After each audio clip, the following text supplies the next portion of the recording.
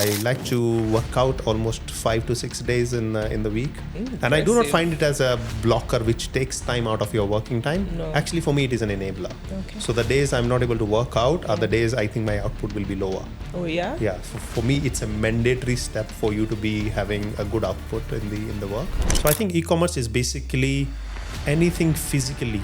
So because then e-commerce can be non-physical products as well. For example, when you buy data for your phone electronically, it is e-commerce, right? It doesn't have to be physical, but Jumia's main positioning is on physical goods, right? So physically anything you need, this is what we almost say, anything under the sun you need, we should have it on Jumia at a good quality at a best price. It's not only the sellers who can do funny things. It's not only Jumia and Jumia staff and our 3PLs, it is also the customers, the buyers. Okay, sometimes we have the buyers who buy a phone and return a soap. Okay, so you can't blame anyone. It's gonna be there. And to be honest, if trust was not the issue, I can tell you our business probably 20 times bigger than this. We are not in the support phase. I think this is what we need from the government. And it's not only for one company, it's to support a very important retail channel, which is e-commerce, which needs some support, like what we have seen in the market. For example, if you take example of India government helped create UPI, which is a payment platform, and kept it free of cost for more than a decade. It means when you're transacting money from peer to peer and to the customers or to the the seller, you are not paying any fees, right? And that tells that everybody got onboarded. So I think in policies, probably what I would say what is missing is how do you support a channel which is important for the business, for the economy, and for the consumers. I think that's where we need some support. So, and KEPSA can also help create other KEPSAs in other countries I've in been lobbying collaboration with Carol. with Jumia. I've been asking Carol, because you're can we in those open a markets, branch in Uganda, for Yes. example? Right?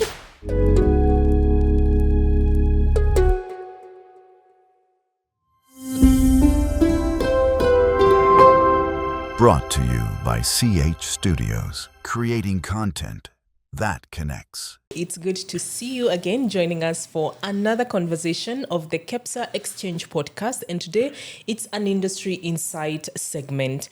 And I tell you guys, do not burn bridges where you are, because guess what?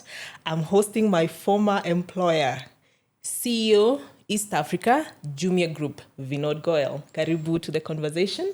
Thank It's you. good to have you. And I remember you told me you can't lie. So remember that. I know everything. Please introduce yourself. Yes, Tell us thank you. who you are. Thank you, Josephine, for the invitation and ambushing. You are an ex-Jumia. So everything I have to say, Yes. you know everything already, right? So I have to be truthful anyway. Yes. No, so thank you very much. And I'm very happy. I'm Vinod Goel. I'm in Jumia for around 5 years. Have been heading fulfillment operations, have been heading Jumia Uganda, and now East Africa. All right. So what excites you about heading Jumia East Africa, the two markets, and how do you manage? You mentioned earlier that there are two different markets. Yeah. In as much as we're in the same region, the consumerism is different, interests are different. But what excites you exactly? I think it's the value creation by the e-commerce. I think that what excites me most. So you can't even say that this is my segment population. If you have a lot of money, if you don't have a lot of money, if you are in urban areas, if you're not in urban areas, right? Everybody can benefit from e-commerce, right? That's on the customer side. Same for the seller sides, right? If you are a seller, you can be actually a big manufacturing company, right? But today's customer is not going to visit your conventional retail stores all the time, right? They need an option where they can be relaxing like you and me and still want something delivered right away. Yes, right? Convenience. Yes. Free, hassle-free, but also the best prices, right?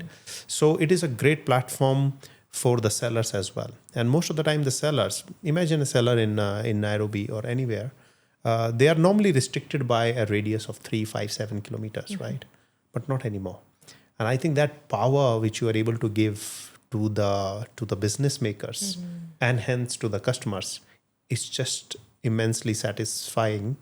And I think that's what keeps us excited. Okay.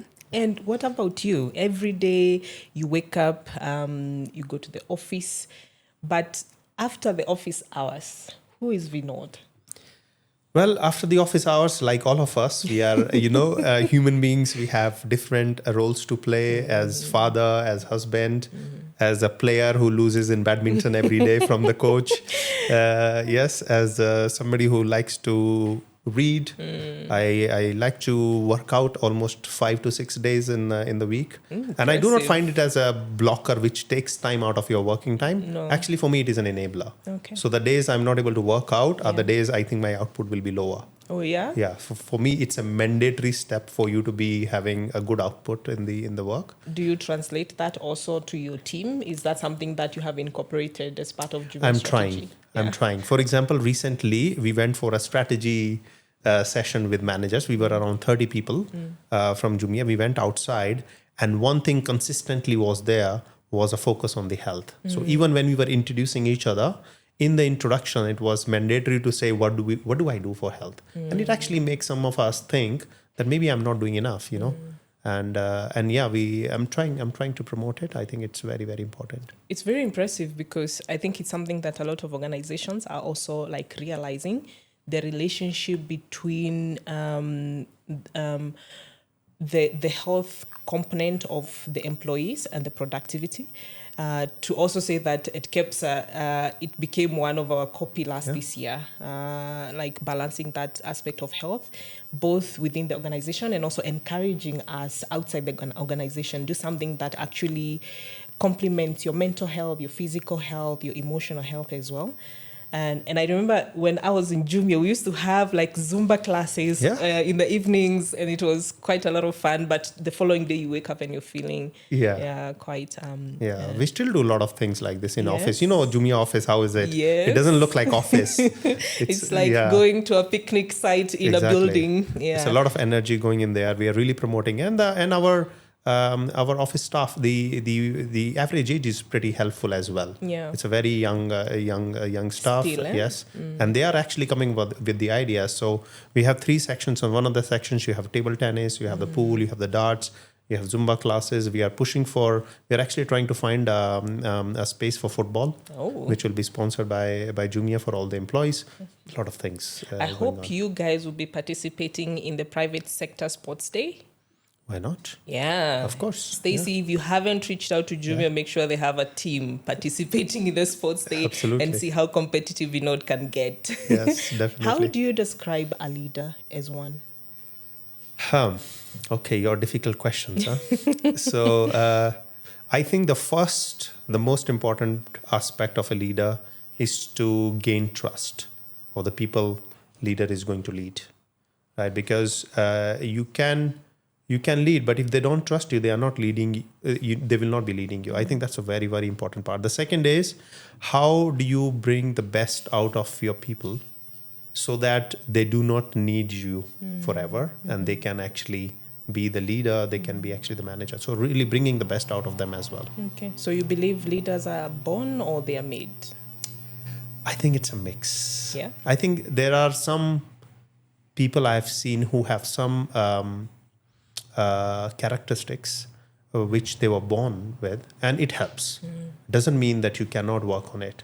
So it helps. I think some people have a natural, let's say, tailwind or head start, but then you can also work on it if you're not born with that. Okay. Speaking of e-commerce, I think there was a time that the word e-commerce was so new, and then today it's like we are even seeing it's not going to be a subsector anymore. We are heading towards it being an entire sector, and now there are other subsectors within it, like quick commerce. Yeah. So all these words, but I know there's still some people who would want a bit of clarification on what e-commerce is from a Jumia's perspective, and what are some of the milestones as Jumia within the e-commerce sector. I know this is a Pan-African company. Are you still holding that position, or have you been overturned by others who have entered the market? So what is e-commerce to you, and how have you managed to maintain that position within the industry? Okay, so let me first try to explain what e-commerce is from our point of view. So I think e-commerce is basically anything physically. So because then e-commerce can be non-physical products as well. For example, when you buy data for your phone electronically, it is e-commerce, right? When you buy voice, it's when you buy a book, a virtual book. So it doesn't have to be physical, but Jumia's main positioning is on physical goods, right? So physically anything you need, this is what we almost say, anything under the sun you need, we should have it on Jumia at a good quality at a best price. And at this point, are you also going to target the moon, since we have to penetrate maybe the that tours, right? So Yes. everything physically what you need. There are very normally popular categories like electronics, all the small medium appliances, TVs, mobile phones, anything related to accessories, computing, laptops. So these are big electronics categories. Then there is a very big and interesting category which is called beauty category, which means all kind of beauty products for your face, for your body, for your hair, for your lips, all kind of products. So that category is very big and growing pretty fast. Third category, which is huge, is home. So anything you need in your home, you go actually section by section, starting from your kitchen to living room to balcony You introduce furniture.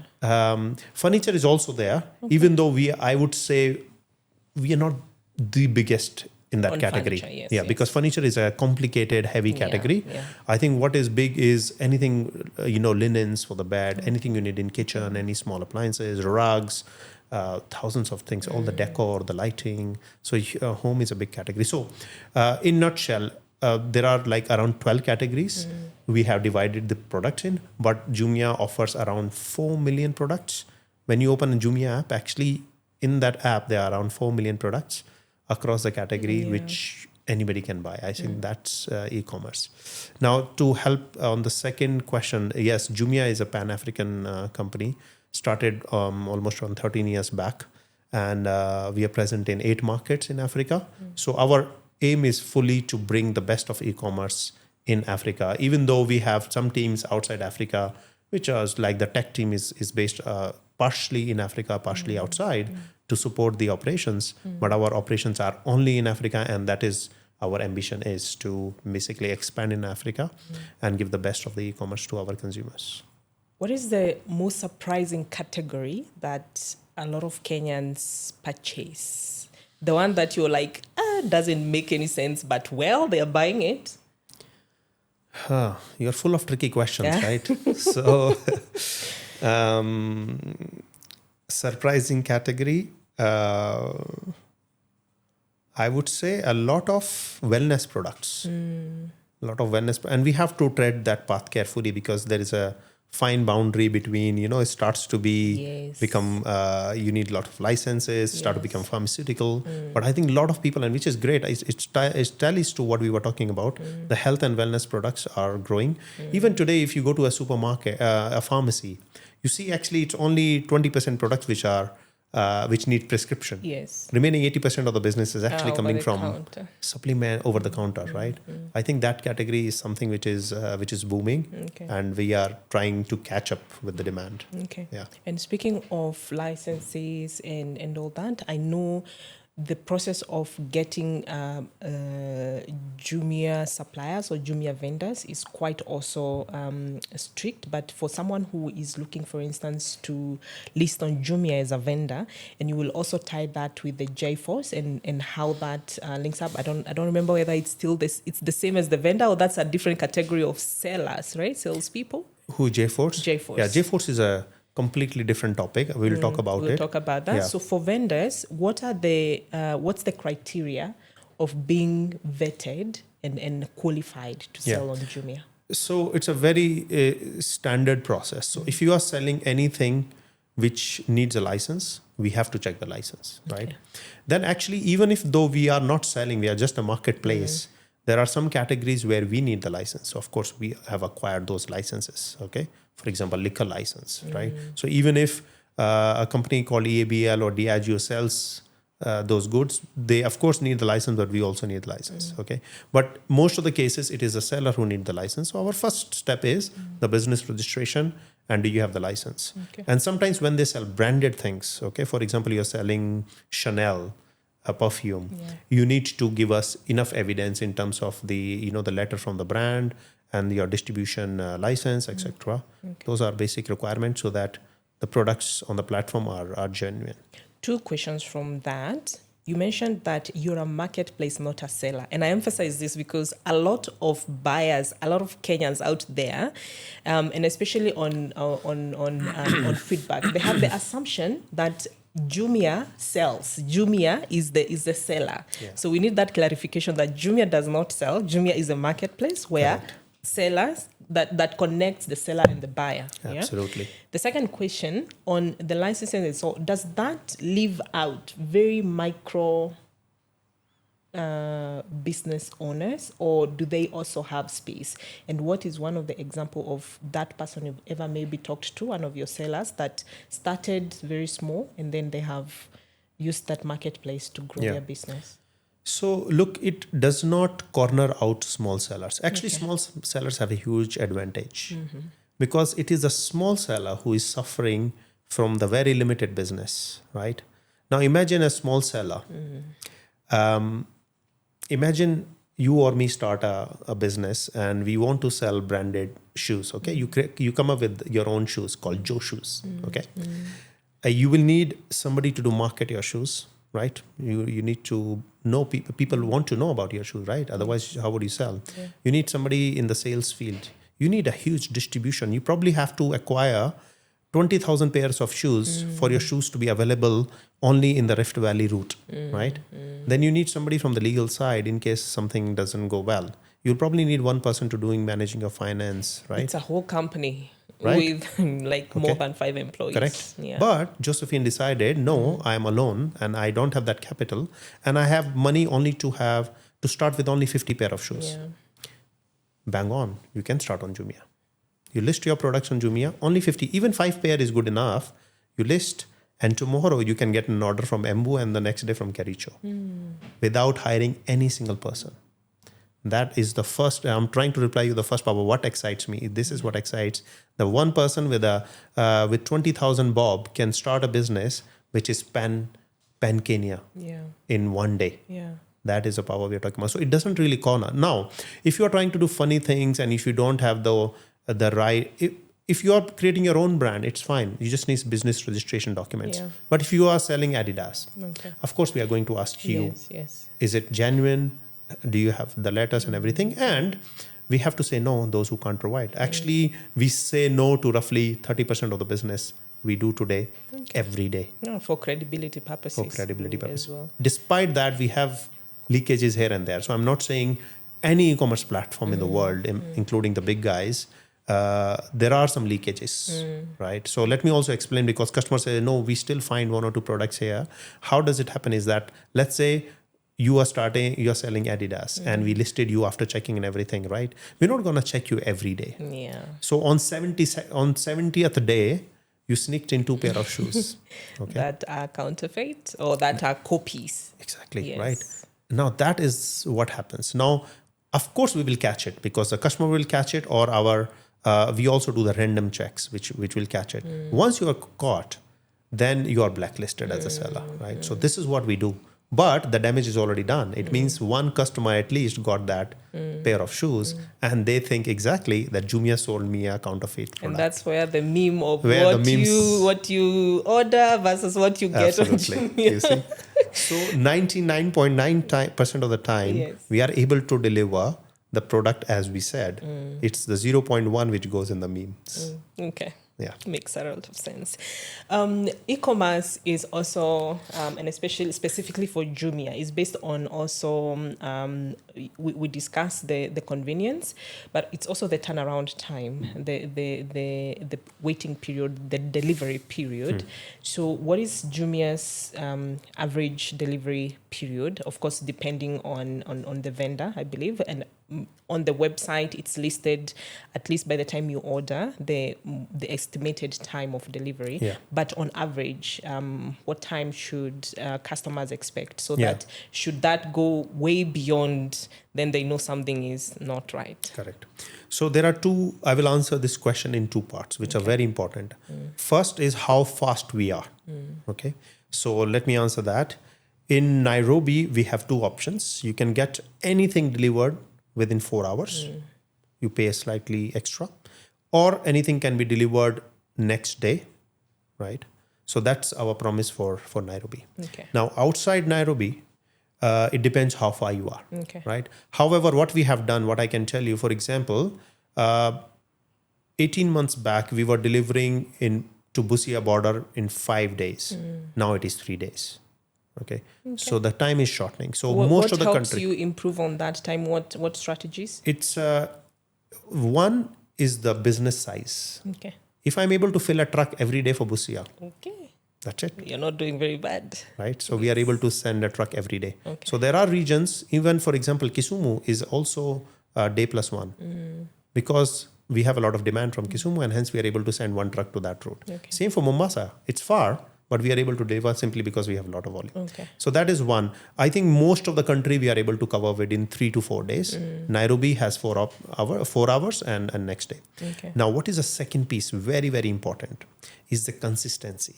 So if we tell you that you are in Sagana and we are telling you it's going to take 2 days, okay, it has to take 2 days. Yeah. In fact, you should not be even too earlier. We tried that we were saying, okay, you know what, just say 3 days to be on the safer side. And we were delivering 85% of the goods to Sagana in 2 days. Okay.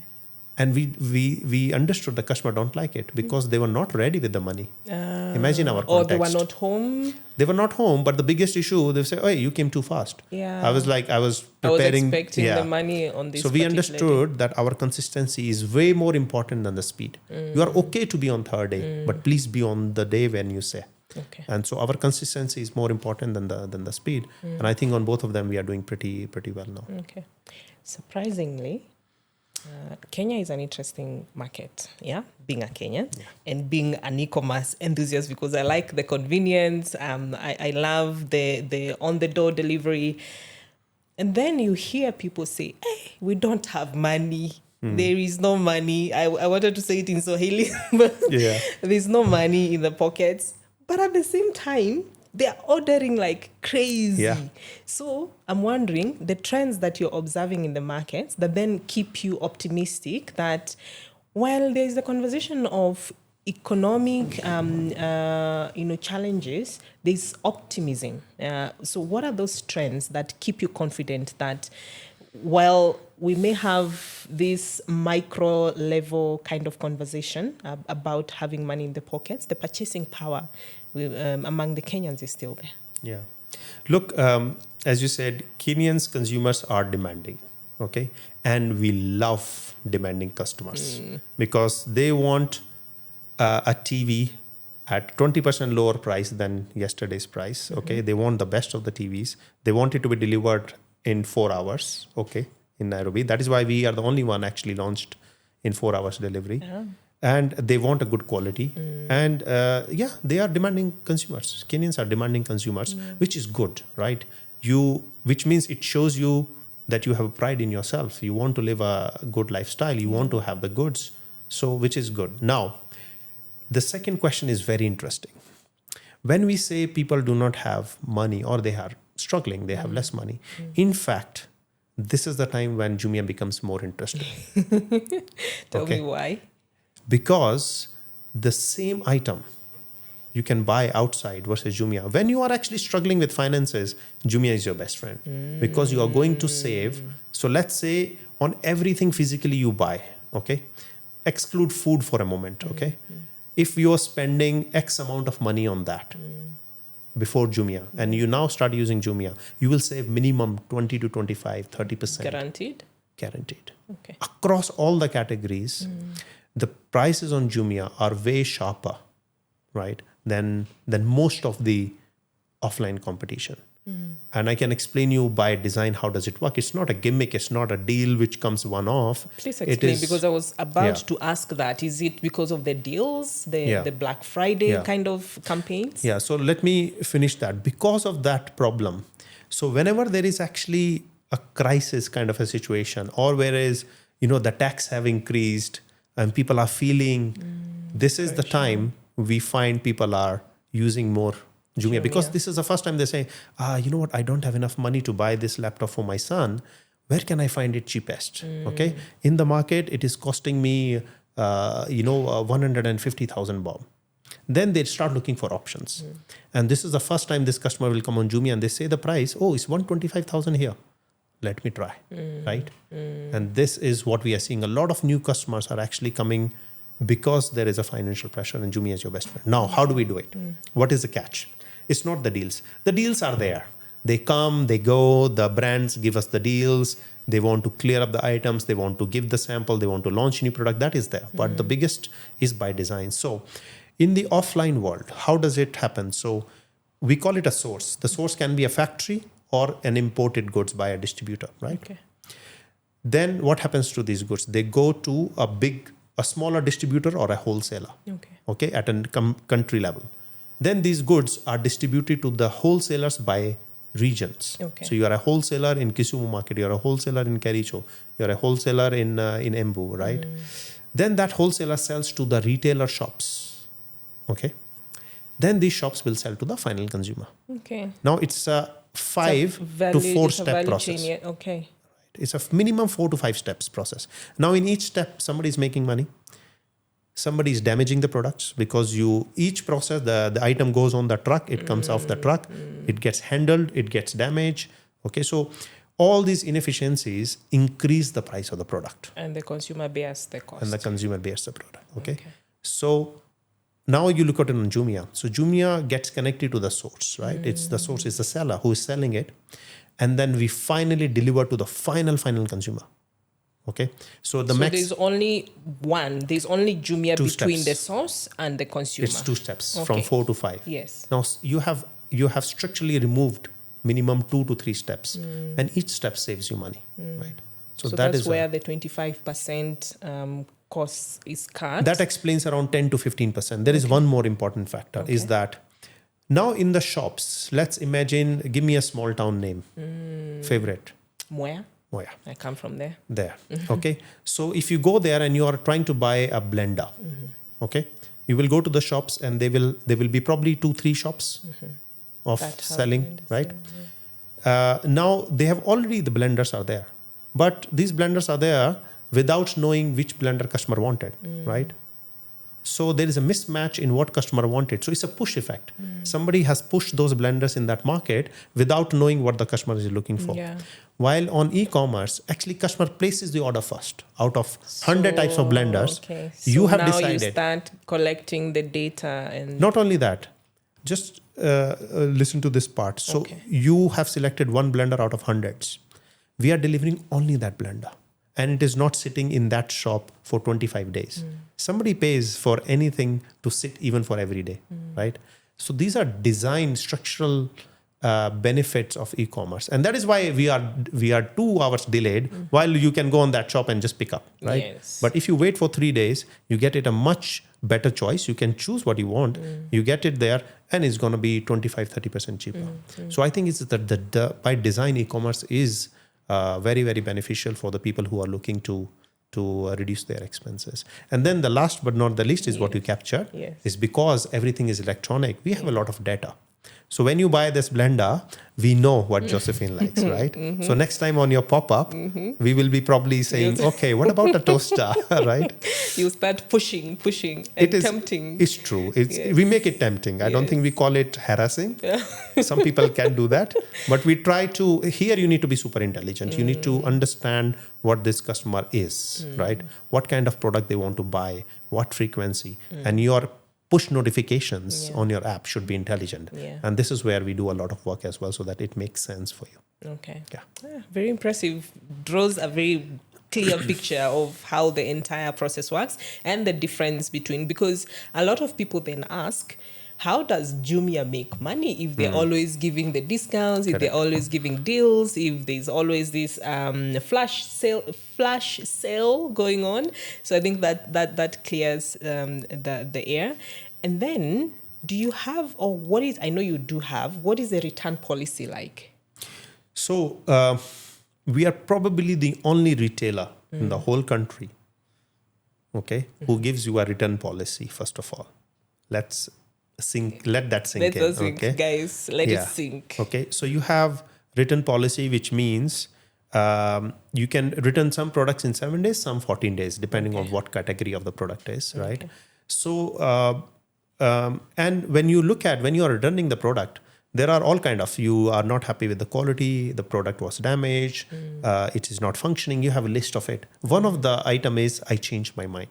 Okay. You also take those? So we take that as well, right? As long as you have not damaged the product, because you change your mind without using it, right? Like you should not use it and then change your mind. Okay. So we even have that option.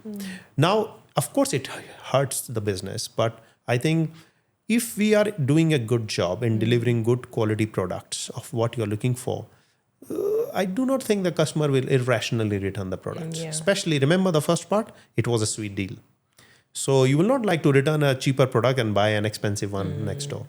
But despite that, it happens. You may not like the quality, okay? You may not like the product. You may not like the exact color, because these are the part and parcel of e-commerce, that you are not able to touch and feel the product before you buy. So something might not click. You did not like the vibe of the shirt, right? So then you return it. And hence we have the return policy that you can return the products within 7 to 14 days. And your money comes back to the account, whatever way you paid. If you paid mobile money, you're going to find the money there. And I think this is something which a lot of people do not like to believe, that the money can be returned. It can be returned, back. yes, Right. yes. It happens. Yeah, okay, that's very good to know as well. I left Jumia in the first quarter of 2020. Much around the same time you joined, 2020, if I'm 2021. 2021. So it was still around the COVID period. Yeah. And one of the most interesting things I know is that e-commerce became one of the, and we don't pray that it happens again, but one of the beneficiaries of COVID, if I may put it in that way. For you, as an individual, as a new CEO then, how did that shape your career? Because you needed to be agile, you needed to innovate quickly, you needed to understand customers in a very different and new environment that we had not seen before. How did you manage and navigate that period, and how has that shaped you as a leader up until now? Yeah. So remember in 2021, I was in a different hat called head of fulfillment, which becomes even more crucial. Because now, what happened in COVID, that we, Jumia as a company, got the, let's say, the permit and the license to deliver essentials. We were put as an essential services category, which was very important for people who none of us were allowed to come out. So very few bunch of riders were able to deliver you the essential goods, right? And that's what and I think one thing which we love about Jumia is that if you are given an opportunity to grow, we grab it by both hands. And I think that's what happened. Fortunately, unfortunately. So what you have to do is to multiply your scale by 5 times. I think that's what happened. And I was on the fulfillment side of that time. So it means, if earlier you were receiving 4,000 orders a day, now you started receiving 20,000 orders a day. Now, how do you handle that? So you need not only more people, but you also need the process to be amended by that. Okay. So everything, now you do not have to multiply everything by 5. I think that is the beauty of it.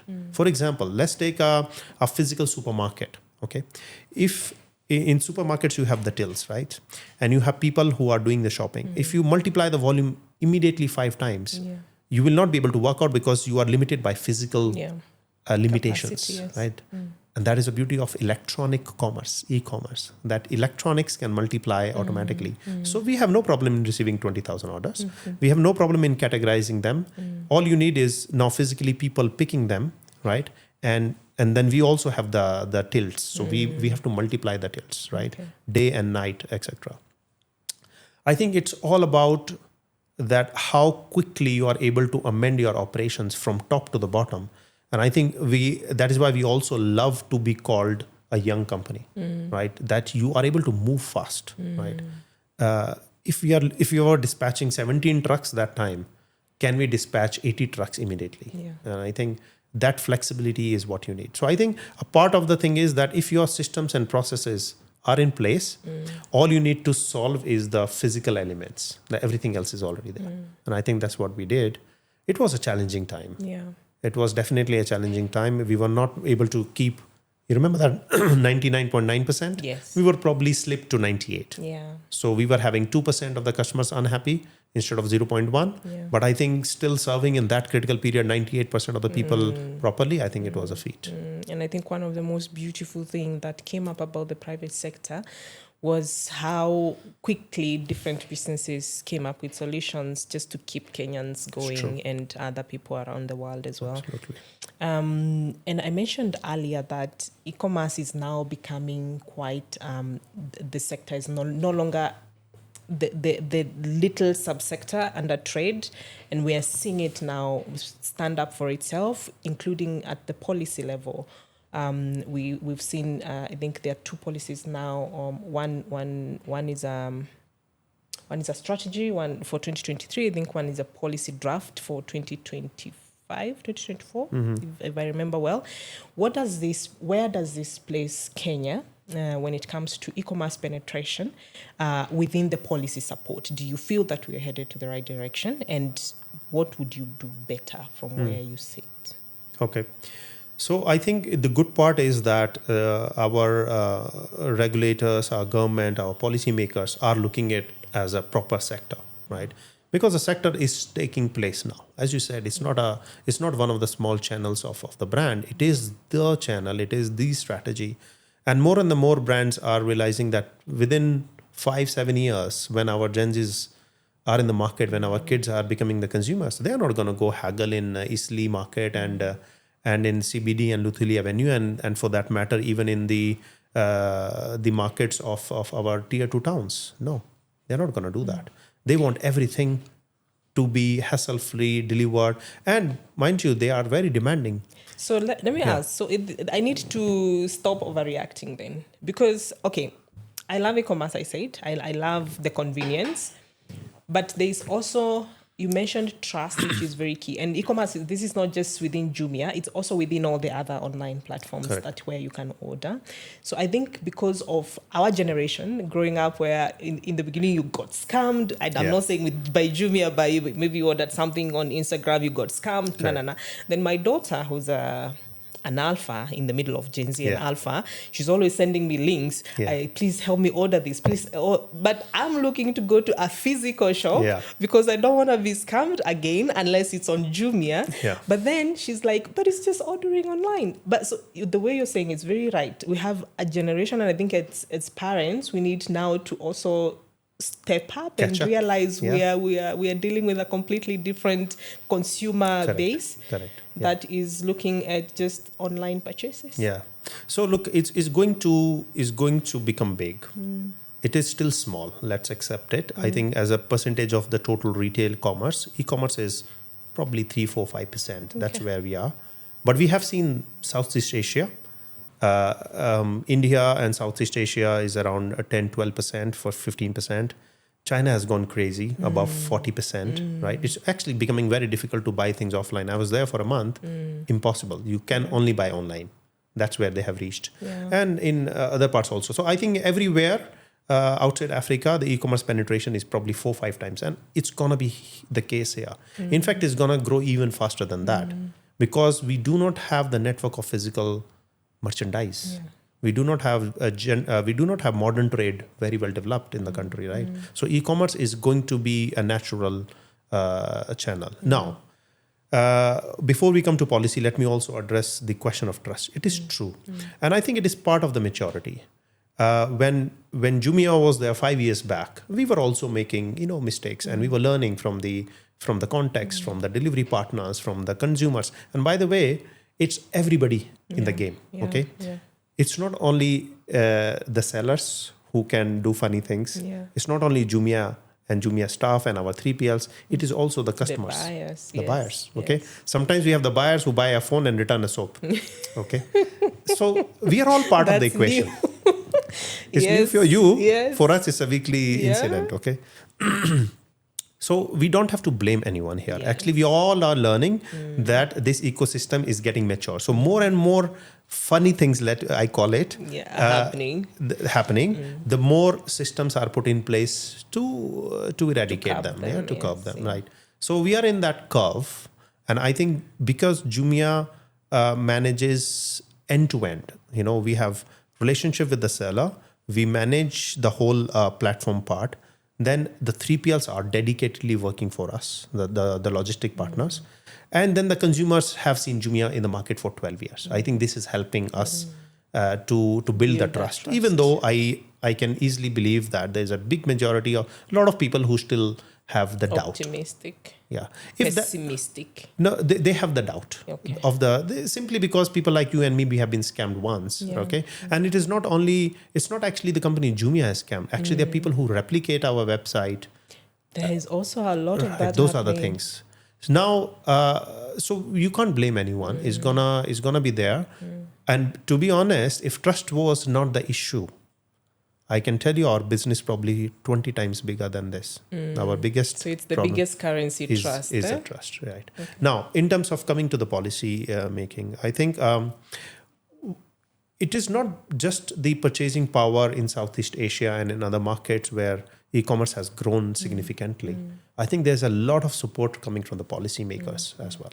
So on the one side, our government, policymakers, regulators having regulatory and fiscal policies, supporting, but let's say giving a framework to e-commerce. I think this is where we are. We're in the framework phase. We are not in the support phase. I think this is what we need from the government. And it's not only for one company, it's to support a very important retail channel, which is e-commerce, which needs some support, like what we have seen in the market. For example, if you take example of India government helped create UPI, which is a payment platform, and kept it free of cost for more than a decade. Okay. It means when you're transacting money from peer to peer and to the customers or to the the seller, you are not paying any fees, right? And that tells that everybody got onboarded. Probably more than 0.7 billion people were onboarded on digital payments because during that time. So I think in policies, probably what I would say what is missing is how do you support a channel which is important for the business, for the economy, and for the consumers. I think that's where we will need some support. Any recommendations? I think our recommendations would be I would put them into two ways. First, identify which players in e-commerce are here doing good for the country, who is investing, who is locally present, who is investing in big warehouses, who is investing in developing these logistic companies. By the way, we are working today with 12 logistics companies. Not one existed who understand how e-commerce works. They did not have the systems in place. They don't know how to scan the item 27 times to and fro, right? So there are players who are building capacity, who are building talent, who are investing locally in the country, and who are there for the consumers for good. Yeah. We call them local residents, like Jumia. Okay, Jumia is locally, physically present, committed for the country. Then there are non-resident players who can dump the goods from outside, from thousands of kilometers, taking benefit of some loopholes in our policies at the border, and are able to have nothing really benefiting except giving cheap stuff to our consumers and putting them as a dopamine. Agreed. Right? We need to identify who is what, and then give some support and give some control on that. And we have a lot of non-resident players. So if they get advantage over us, then who would come in the country Yeah. and do a real stuff, Yeah. real job, right? The number two would be how we can fiscally and create some kind of incentives, because I would still say it's a baby as an industry. We are in a very 4% nascent is stages. very, very small. Very small, right? big And we have potential. seen how many of e-commerce companies have gone out, Yeah. right? We are not saying that we should not take care of our own profitability and unit economics. Actually, we should. We should not be dependent on any kinds of grants or support or but if government wants to promote it and to push it and to grow it faster, I think they know what they can do, because a lot of people in our neighbors in Southeast Asia have done it already. Yeah. And as a member of KEPSA, where you leverage partnerships as well with the other businesses in the private sector, but also because KEPSA has this policy advocacy component on its mandate, how has it benefited your positioning as Jumia, being a member of KEPSA? I think, first of all, I wish there is a KEPSA in every country. It is such a relief to have one apex body, and real apex, not just calling itself an apex body, which does not differentiate between any sectors or industries, which is not run by a few powerful, let's say, industrialists and people. I think it's a blessing to have KEPSA, first of all. And to be honest, I've been managing other markets across this kind of organization. Does not exist easily. So first of all, we are blessed to have KEPSA. I think it's and because we have such a platform, we are not like worried tomorrow a policy will come and what we will do. So we don't have to plan for an outlier policy to come and destroy the business, even though it can happen. But we are very much plugged in with KEPSA on that policy making and keep feeding and taking feedback, right? So what is happening, what is cooking, what is the policy frameworks are looking like? So we are very closely able to monitor and study them. And our biggest role is not to blame policymakers, right? Because policymakers are doing their best, maybe, right? What we need to do ourselves, what I can do, okay, is to bring enough information from other parts of the world, right? For example, 2-3 months back, we spent around 7-8 days in Brussels and Berlin, and I discussed with around 7 e-commerce associations, including the e-commerce association of Europe. Okay. And we collected a lot of information. What are they doing? For example, similar problems. What are they doing for the non-resident players versus the resident players? What are they doing in terms of controlling the cost of internet, controlling the cost of smartphones, controlling the cost of payments, which is basically the rails for our train to move on, right? So I think that's where we are playing our role. It's easy to blame policymakers and say, hey, you guys are not doing that, you should do that. I think the way we are trying to do is to bring a lot of information, pass it, and do a collaborative work and say, okay, now how can you adapt these to our local conditions? Because we are not Europe, so those policies will not probably work here, but we can learn a lot from there and do a very informed, calculative policy making. And one of the biggest achievements I always say for KEPSA has been the fact that KEPSA has created an environment where the public sector, the government in this case, and the private sector, the industry, is no longer conflicting but collaborating. And I think that just emphasizes what you have mentioned. Absolutely. A blessing to have blessing. KEPSA. Maybe Absolute. other countries can benchmark and create, and KEPSA can also help create other KEPSAs in other countries in collaboration with Jumia. I've been asking Carol, because you're in can those we open a markets, branch in Uganda, for example? Right? Very good. Jumia is, personally, I have known it for innovation, agility, introduction of products like Jumia Pay.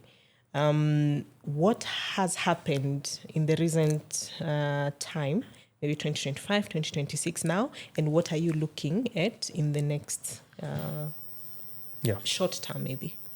I think the biggest innovation we are trying to do is to continuously create systems which are automated, right?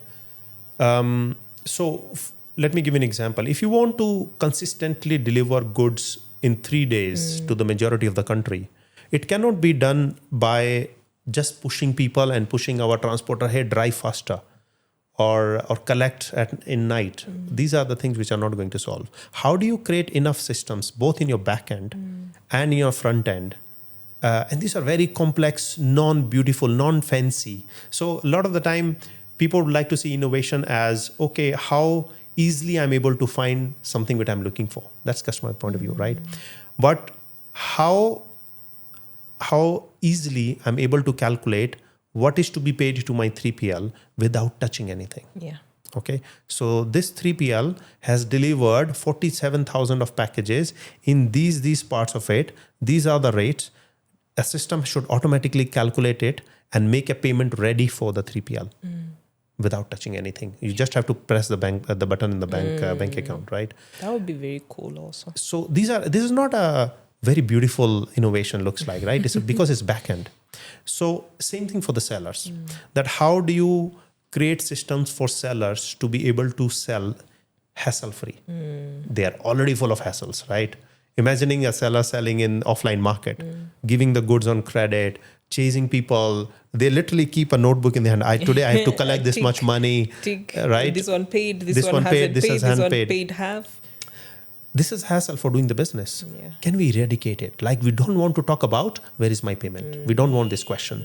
So the payment is calculated automatically based on the sales you have done, and the money is on your bank account every Tuesday before 4 p.m. Can we ensure that? That is so we have done a lot of innovation on that side, so that we are not people and the process and the mood dependent on the basics. Now in the front end as well, you have to do a lot of things. So we have done a lot of innovations on the product discovery, how easily you are able to find the product. When you find a product, what are the other recommendations around it? Then understanding the customer. I think we have invested a lot of in it. That understanding your individual pattern of shopping and how we can help you shop more easily around that. And make more informed decisions. Correct. Yeah. And then also on the logistics side as well. For example, we were able to deliver 4-hour delivery in Nairobi simply because we have the systems in place. It means we are able to pick pack your item. The moment your order comes, the first thing we do is to pick, pack and ship that item within the warehouse. Can we do it within 10 minutes? Even a 270 liter fridge can be pick, pack, shipped in 10 minutes. It's doable. So you just have to put the right process in place so that people do not think. It's the person on the floor is not thinking that how will I do it in 10 minutes. He has been given a system in place which that tells enables that this fridge is located at this address. The person goes and walks there. There is a standard way of picking the fridge, bringing it there, wrapping it, and you can do it in 10 minutes, right? That's very ambitious as well. Ambitious but needed. You remember our customers? Demanding. Vinod, it's very easy to talk to you if you didn't know that. So we might go before you know it. It's been 2 hours. So I propose a second part another day. Okay. All right. Yes. For now, you're still very young, I believe, if not by age, at heart. I am. Thank you very much. So one last question, as also you give your maybe a call to action to your customers, a promise even, is to ask, do you believe that you can, or one, not necessarily yourself, but do you believe that one can have it all? The leadership, the time, the family, the fun, all of it. Do you believe that one can have it all? Very easily. How I so? believe in it. Yeah. I think we put too much glamour behind working too long, too hard. Basic, clock it. Right. I really don't believe in it. I think if you are focused, and to be honest, I don't slog, and I do not take pride, and I do not take pride in people who show off slogging, that I'm working. In fact, I understood somewhere that when you meet somebody and you say, they ask you, how are you? And you say, oh, very busy. It's actually very bad. If you say that I'm very busy, you are actually insulting the person in front of you. Probably you are not that busy. Okay. It's very negative. I have completely stopped using that I'm very busy because I'm not. Okay. If you are smart, focused and driven, I think you can do a lot of work within few hours. You don't need to be very busy. You don't need, right? So I am able to manage very well my workouts, stepping out with friends and family, giving time for myself, for reading, for hiking, and still do a decent job, I think. Can we also appreciate the sleep? Oh yes, that and the we sleep. don't get enough Correct. sleep at all. Yeah, and I think yes. By the way, absolutely true. I don't know how I missed it, but 7 hours of sleep is very very important. And these are the, again, as I was telling you, somehow people think that these are the elements which are eating the time out of your productive time.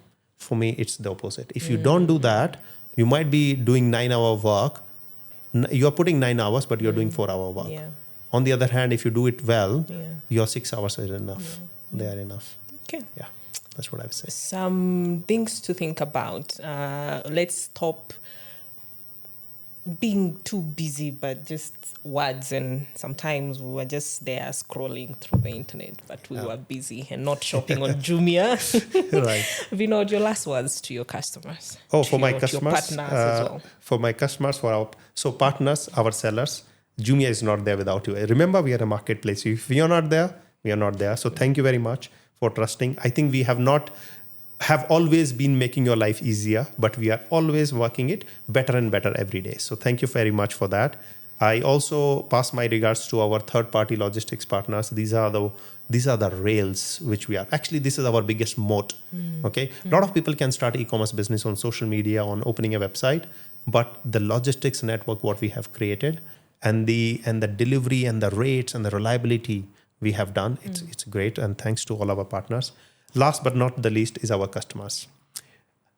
Thank you for coming on Jumia, but I'm talking to the people who are not yet our customers. Do yourself a favor. Please come there, put aside the trust issues, try Jumia, okay? And you will see how easily you are able to save money. It's a favor for yourself, okay? You will save money, you will save hassle, and you are ready. If you're not the kids, you are ready for your kids, okay? You will save money, and for the kids, inform your parents, inform your relatives, inform your guardians on how to safely use e-commerce. That's what I would say. As someone who has been both on the inside and as a customer, I highly recommend. This has been the Industry Insight Conversation with Vinod Goel, the CEO East Africa Jumia Group. I hope that you have enjoyed the conversation. And until next time, remember, this has been in partnership with Creative Hub Studios in Westlands. Thank you and see you next time.